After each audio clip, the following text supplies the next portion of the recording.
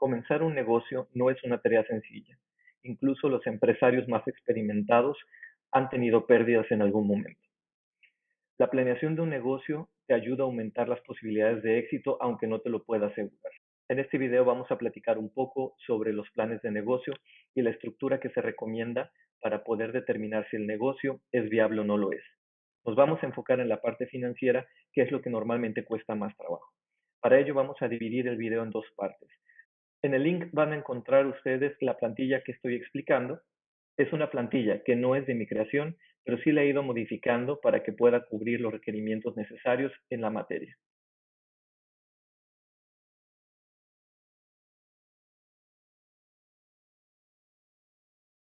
Este documento de Excel les va a servir como plantilla para completar la parte financiera de su proyecto. A su vez, ustedes están viendo todo lo que será necesario para completarlo. Asegúrense de obtener esta información en las primeras dos etapas. Lo primero que vamos a explicar es la estructura general del documento. Aquí podemos ver que tenemos tres tipos de hojas, unas que son en negro, que en estas no hay que poner nada de información, solo se van a hacer los cálculos. Los que están con amarillo son los que sí tenemos que poner información y los que están en verde son los concentrados que se recomienda agregar en su documento final. A su vez, tenemos también dos tipos de casillas. La primera es la amarilla, donde sí vamos a poner información, y las rosadas o de cualquier otro color en la que no vamos a poner nada de información. Comencemos con la primera hoja, que es la de inversión inicial. Aquí ponemos el nombre de la empresa y aquí vamos a ver todos los primeros gastos que son necesarios hacer al inicio de operaciones, incluyendo maquinaria y equipo, vehículos, equipo de cómputo y demás, que todos estos a su vez van a formar parte del balance inicial que se encuentra acá. Y después de esto veremos el origen de estos recursos. Si ustedes necesitan más filas de las que se encuentran aquí, por favor agréguenlas después de la primera o antes de la última, es decir, en cualquiera de estas partes de aquí. Si ustedes lo agregan al inicio o al final, corren el riesgo de que la fórmula que se encuentra aquí ya no incluya la información que ustedes pongan. Entonces, vamos a poner aquí todos los diferentes equipos que son necesarios. Si ustedes no necesitan algo de esto, lo pueden eliminar. Aquí ponen la cantidad de este equipo que es necesario y el precio unitario. La fórmula que se encuentra acá en automático va a dar los resultados. Lo mismo vamos a hacer para los vehículos, para el equipo de cómputo, el equipo de oficina, los terrenos y edificios en caso de tenerlos. Si nosotros estamos arrendando primero, entonces el valor de estos podemos dejarlo en cero. También vamos a agregar el capital de trabajo, los inventarios en materia prima en caso que vayamos a producir nosotros algo, los productos terminados en caso de que nosotros produzcamos o bien de que compremos para revender y los activos diferidos, dando el gran total de la inversión en todos los rubros. Ahora vamos a mencionar de dónde viene este dinero. Si el 100% de los recursos viene de capital propio, lo vamos a poner aquí. Cualquier cantidad que nosotros no agreguemos, en automático va a ser colocado dentro de la deuda. En esta parte de acá son la contribución de los socios. Si solamente tenemos un socio, podemos borrar esta segunda parte de aquí y poner el 100% que es uno solo. O si son más de 4, podemos agregar más celdas, como lo dijimos, en cualquiera de estas dos partes. Si nosotros agregamos de esta parte y, por ejemplo, ponemos que aquí son cualquier cantidad, en automático nos va a dar esta gráfica que nos habla sobre el origen de los recursos. Si nosotros cambiamos, entonces aquí nos diría que el 50% de los recursos vienen de origen propio y el otro 50% vienen de deuda externa, la cual en automático se va a calcular en financiamiento, pero ahorita llegamos a ese punto. Entonces, el balance inicial en automático toma la información que nosotros pusimos en inversión inicial y la presenta a forma del balance inicial año cero, es decir, al momento que inicia la empresa. Como ya dijimos, aquí no es necesario modificar nada porque todo lo toma de la inversión inicial. Pasamos a la siguiente hoja. En la parte del financiamiento, lo único que es necesario poner es el número de meses a los cuales vamos a obtener el préstamo en caso de que tengamos algún préstamo y la tasa anual que nos van a cobrar. Todo lo demás ya está calculado en automático. Solamente vamos a explicar un par de cosas. El saldo inicial del periodo es sobre el cual se van a cobrar los intereses que vienen aquí. La diferencia entre el pago mensual y los intereses es el capital amortizado. Y a este saldo inicial menos el capital amortizado es el resultado del saldo final. La suma del total de esta columna es el total de erogaciones que estamos teniendo nosotros. Sin embargo, esta se compone de una parte de capital amortizado, que es el que ayuda a disminuir la deuda dentro del balance general, y una parte de los intereses, que es lo que se va en el gasto financiero dentro de nuestro estado de resultados. Para eso tenemos estas fórmulas que se encuentran aquí. Es importante notar que si nosotros tenemos una deuda que se paga en menos de los meses que se encuentran aquí, es decir, de 60 meses, es muy importante que eliminemos el resto de los meses que no se van a necesitar. Por ejemplo, si aquí lo vamos a pagar nosotros a 24 meses, no tiene sentido toda esta información que se encuentra a partir de aquí, por lo cual sería necesario sustituirlo con ceros. Ahora bien, solo para entender nuestra tabla de amortización, vamos a ver las sumas. Esta primera suma de aquí nos habla sobre el total de intereses que vamos a pagar en lo largo de todo el plazo. El siguiente nos habla sobre la amortización del capital, que la suma de todo esto tiene que ser igual al total que nosotros estamos pidiendo. El total del pago mensual es el total de erogaciones que se está teniendo a lo largo de todo el plazo. Esto es considerando que nosotros tenemos una tabla de amortización que considera pagos mensuales iguales y una amortización al capital creciente con unos pagos de intereses decrecientes. Vayamos ahora a las ventas. En estas ventas lo que vamos a poner aquí es el nombre de los diferentes productos, servicios o platillos que nosotros manejamos, la unidad de medida, ya sea unidades, cajas, platillo, horas de servicio, etcétera, el precio de venta que nosotros vamos a manejar por cada uno de ellos, y aquí en esta parte de abajo vamos a colocar las diferentes proyecciones que tenemos de ventas en unidades durante el primer año. Recordando que, de preferencia, estas cantidades no sean iguales a lo largo del tiempo, para poder reconocer que existen diferentes variaciones de ventas de los productos a lo largo de los meses.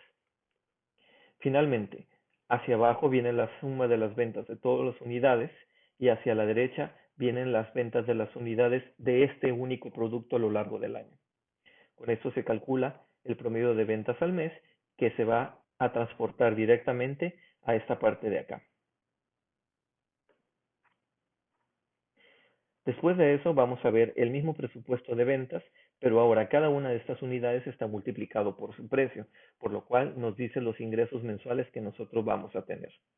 En este de aquí vamos a ver la suma total anual de cada uno de los productos y en la parte de la derecha el promedio de ventas anuales de cada uno de los productos. Hacia la parte inferior vamos a encontrar la suma de ventas de cada uno de los meses por el total de mezcla de productos. La siguiente parte nos habla sobre el incremento que tenemos proyectado de las ventas en unidades. En esta parte de aquí vamos a colocar un porcentaje.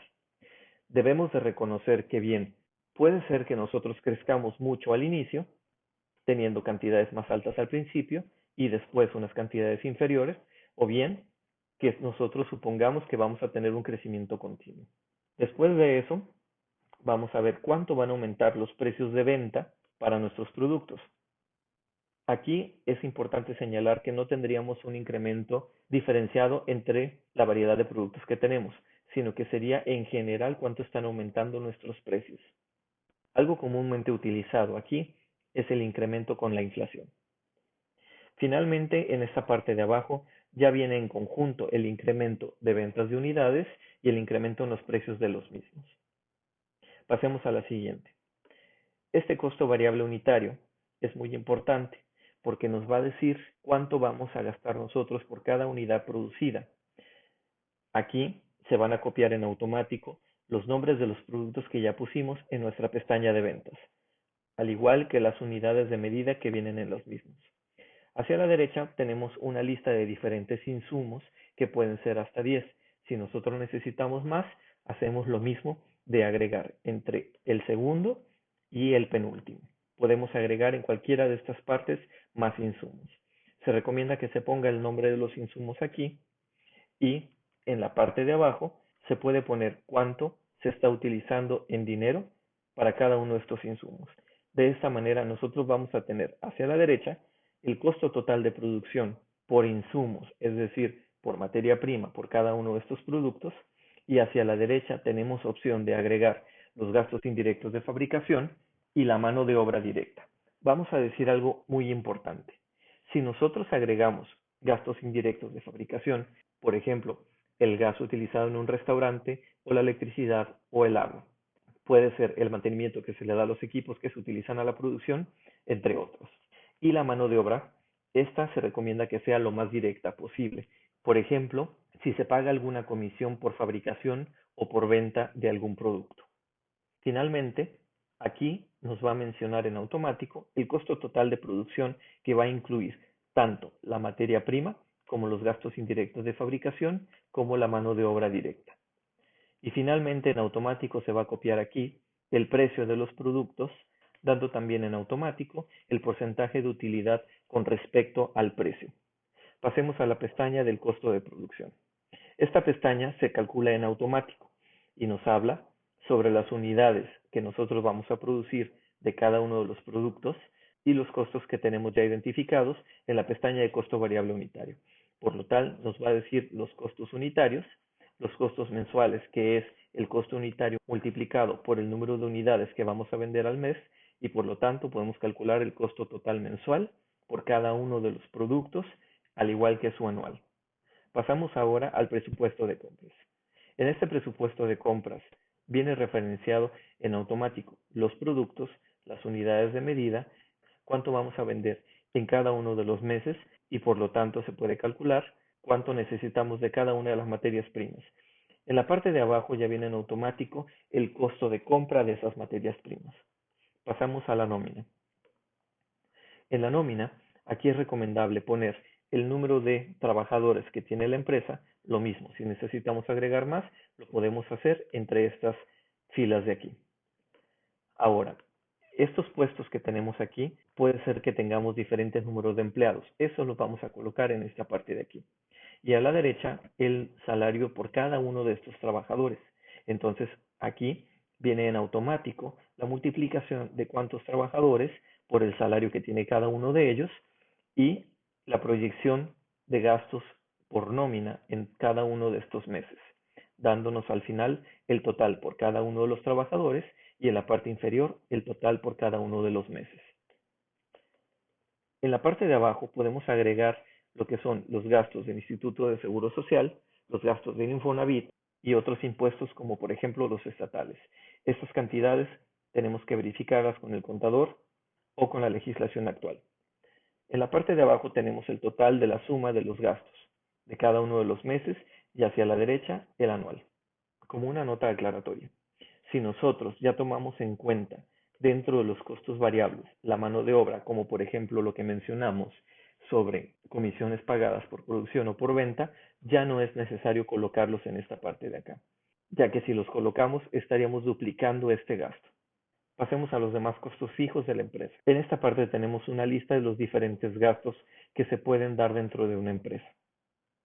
Si necesitamos agregar más, lo hacemos entre esta parte de aquí, o si necesitamos menos, podemos eliminar el nombre o bien ocultar las celdas.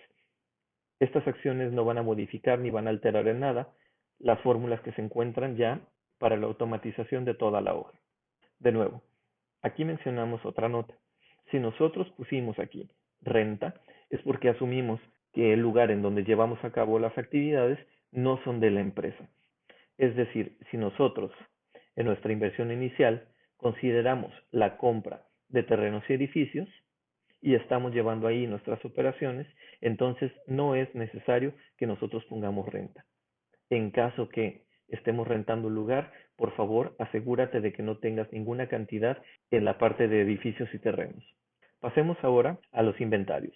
Este primer inventario viene hecho en automático y nos dice cuál era el valor del inventario al inicio de cada uno de los periodos, cuáles fueron las compras que nosotros hicimos dentro del periodo, cuál es el total de existencias que se tiene, que es la suma de lo que ya teníamos más lo que compramos, y finalmente cuánto estamos tomando de producción para dejarnos un inventario final que se convierte en el inventario inicial del siguiente periodo.